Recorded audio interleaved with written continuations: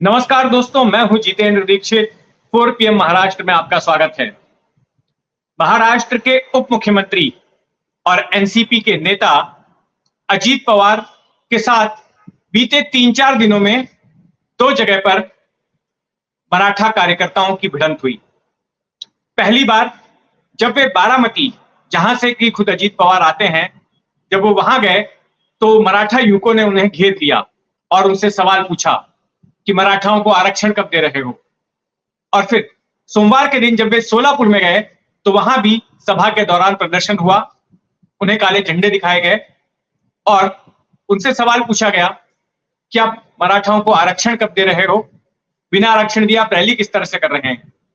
दोस्तों, ये सारा कुछ इसलिए हो रहा है, ये दबाव सरकार पर इसलिए बढ़ रहा है क्योंकि आज के दिन यानी कि 24 अक्टूबर को वो डेडलाइन खत्म हो रही है जो कि मराठा नेता मनोज जरंगे पाटिल ने राज्य की एकनाथ शिंदे सरकार को दी थी।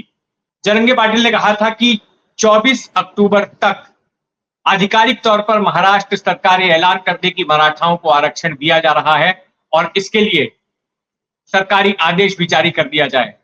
और अगर ऐसा नहीं होता है तो फिर 25 अक्टूबर से वे आमरण अनशन पर बैठ जाएंगे।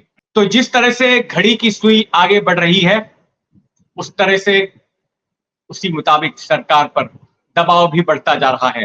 हालांकि मराठाओं को आश्वस्त करने के लिए हाल ही में शिंदे सरकार ने राज्य के तमाम मराठी अखबारों में इश्तिहार दिए कि सरकार अपना वादा पूरा करेगी, सरकार मराठाओं को आरक्षण देगी और मराठाओं को इस तरह से आरक्षण दिया जाएगा कि वो कानून के दायरे में फिट बैठे।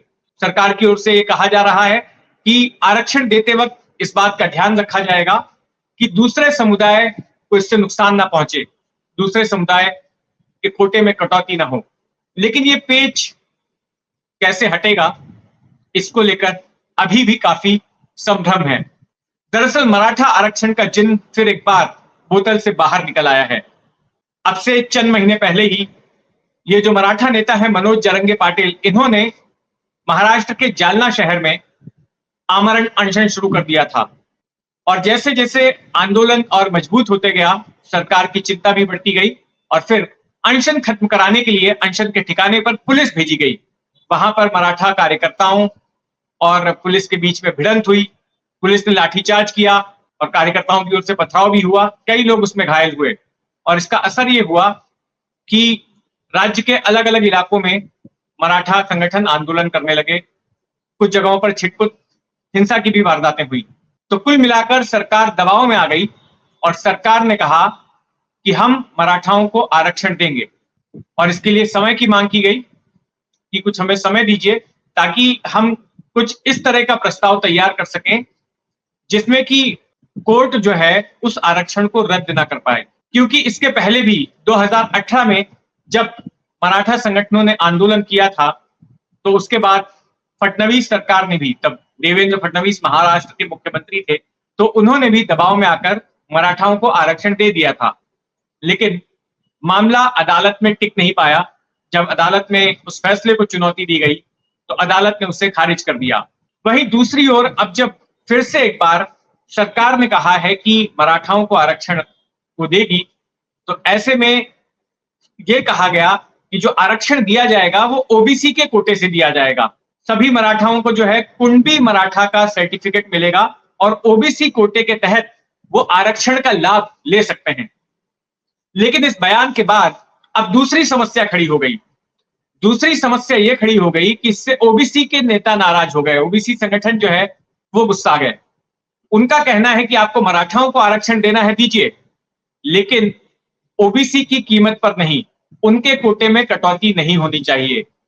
आप अलग से उनके लिए कोटा बनाकर दीजिए, लेकिन अलग से कोटा बन नहीं सकता है क्योंकि सुप्रीम कोर्ट ने आरक्षण की मियाद 50% तक ही तय की है।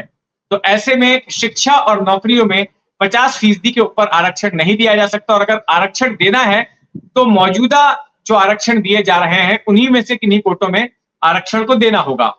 तो ऐसे में ओबीसी कोटे की बात कही गई, लेकिन अब ओबीसी के लोग आंदोलन की तैयारी में हैं कि अगर ओबीसी कोटे से आरक्षण दिया जाता है तो फिर वे विरोध के लिए सड़कों पर उतरेंगे। उनको साथ मिला सत्ताधारी पार्टी बीजेपी की नेता पंकजा मुंडे का। पंकजा मुंडे ने भी इस बात का विरोध किया है कि ओबीसी कोटे से मराठाओं को आरक्षण दिया जाना चाहिए। उनका भी हाल ही में एक बयान आया था कि अगर आरक्षण मराठाओं को देना है तो उन्हें आपत्ति नहीं है, लेकिन ओबीसी के कोटे से नहीं होना चाहिए। पंकजा मुंडे एक दिग्गज ओबीसी नेता हैं और बीजेपी की राष्ट्रीय महासचिव हैं। वो और भी किन्हीं कारणों से पार्टी से नाराज हैं, लेकिन उनकी नाराजगी का एक कारण ये भी है कि ओबीसी समुदाय विरोध कर रहा है मराठाओं को ओबीसी कोटे से आरक्षण देने का। अब सरकार के सामने दिक्कत यह है कि सरकार मराठाओं की नाराजगी मोल नहीं ले सकती, क्योंकि मराठा राज्य की आबादी के 33% हैं और ऐसे में अगर मराठा नाराज हो जाते हैं तो फिर बीजेपी को वापस से केंद्र में सत्ता में लौट पाना इतना आसान नहीं रहेगा। महाराष्ट्र वो राज्य है जो उत्तर प्रदेश के बाद सबसे ज्यादा लोकसभा सांसद भेजता है, 48। और ऐसे में अगर मराठा उनकी नाराजगी होती है तो पिछली बार जो शिवसेना बीजेपी गठबंधन को 41 सीटें मिली थी 48 में से, उतनी सीटें शायद ना मिल पाएंगी, क्योंकि ये जो मराठा आंदोलन है ये खास करके मराठवाड़ा इलाके में केंद्रित है। ज्यादातर जो आंदोलक हैं, जो ज्यादातर संगठन है, वो मराठवाड़ा इलाके से हैं।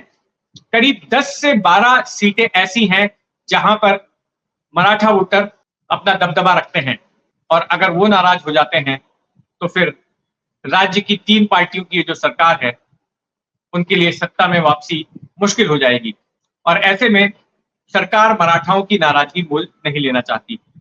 लेकिन अब चंद ही घंटों का वक्त बचा है जब मनोज जरंगे पाटिल की ओर से दी गई डेडलाइन खत्म हो जाएगी। तो क्या उसके पहले सरकार इस मसले का कोई तोड़ निकाल लेगी? आज शाम को शिवसेना की दशहरा रैली है, जहां आजाद मैदान में मुख्यमंत्री एकनाथ शिंदे लोगों को संबोधित करेंगे, अपनी पार्टी के कार्यकर्ताओं को संबोधित करेंगे। उम्मीद है कि हो सकता है उस रैली में ही वो मराठा आरक्षण से जुड़ी हुई कोई बड़ी बात बोल दें, या फिर कल सुबह होते होते सरकार की तरफ से कोई फैसला ले लिया जाए। तो इस सिलसिले में जो भी घटनाक्रम आगे बढ़ेगा, जो भी हलचल होगी, हमारी उस पर नजर बनी रहेगी। आप भी अपनी नजर बनाए रखें 4 PM महाराष्ट्र पर। नमस्कार।